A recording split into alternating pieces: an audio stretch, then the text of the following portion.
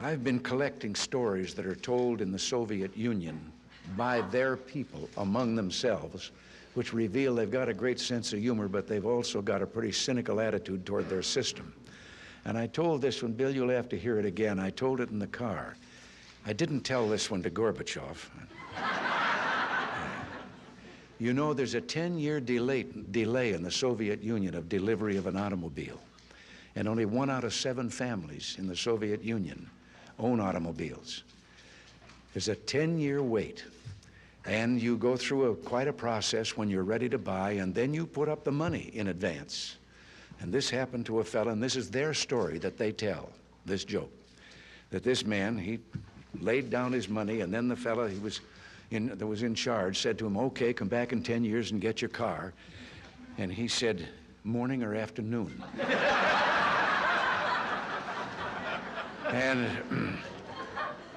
And the fellow behind the counter said, well, 10 years from now, what difference does it make?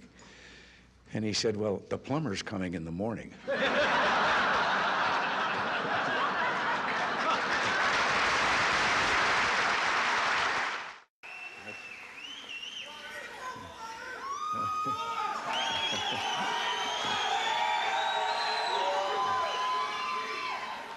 I just want to, oh, I can't resist.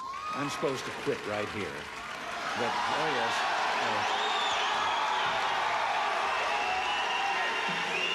But in view of the fast things that I just said, I don't know whether you know it or not, but I have a new hobby. I am collecting stories that I can actually prove are told among the Russian people. They make them up themselves, they tell them between themselves, reveals they got a great sense of humor, and they've also got a little cynical attitude about things in their country. And one of these stories, the one I'm going to tell you, I told to General Secretary Gorbachev, and he laughed. The story was an American and a Russian arguing about their two countries, and the American said, look, in my country, I can walk into the Oval Office, I can pound the president's desk and say, Mr. President, I don't like the way you're running our country. And the Russian said, I can do that. The American said, you can? He says, yes. I can go into the Kremlin, to the General Secretary's office, pound his desk and say, Mr. General Secretary, I don't like the way President Reagan's running his country. You know, less than 1 family out of 7 in the Soviet Union owns an automobile. Most of the automobiles are driven by the bureaucrats. The government furnishes them and drivers and so forth. So an order went out one day to the police that anyone caught speeding, anyone, no matter who, gets a ticket. Well, Gorbachev came out of his country home, his dacha. He was late getting to the Kremlin. There was his limousine and driver waiting. He told the driver to get in the back seat, he'd drive, and down the road he went.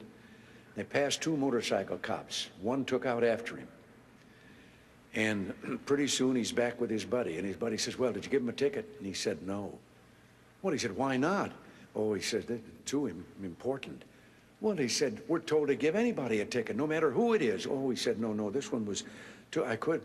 Well, he said, who was it? He said, I couldn't recognize him, but his driver was Gorbachev. One of the more recent ones that I heard was about the man walking along the street at night, Moscow. Soviet soldier called to him to halt. He started to run. The soldier shot him. And another man said, why did you do that? Well, he said, curfew. Well, he said, it isn't curfew yet. He said, I know. He's a friend of mine. I know where he lives. He couldn't have made it. I heard one about a fellow who went to the KGB to report that he lost his parrot. The KGB asked him why he was bothering them. Why didn't he just report it to the local police? Well, he answered, I just want you to know that I don't agree with a thing my parrot has to say. Which makes me think of a story. Everything makes me think of a story. About 3 dogs, an American dog and a Polish dog and a Russian dog. They were all having a visit, and the American dog was telling them about how things were in this country. He said, you know, you bark, and you bark long enough, and then somebody comes along and gives you some meat. And the Polish dog said, what's meat? The Russian dog says, what's bark?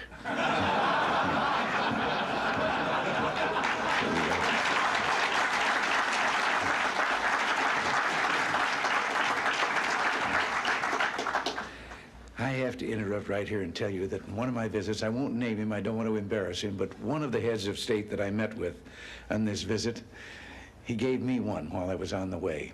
Told me the story about the two fellows in the Soviet Union that were walking down the street, and the one of them says, "Have we really achieved full communism? Is this it? Is this now full communism?" And the other one said, "Oh, hell no, things are going to get a lot worse."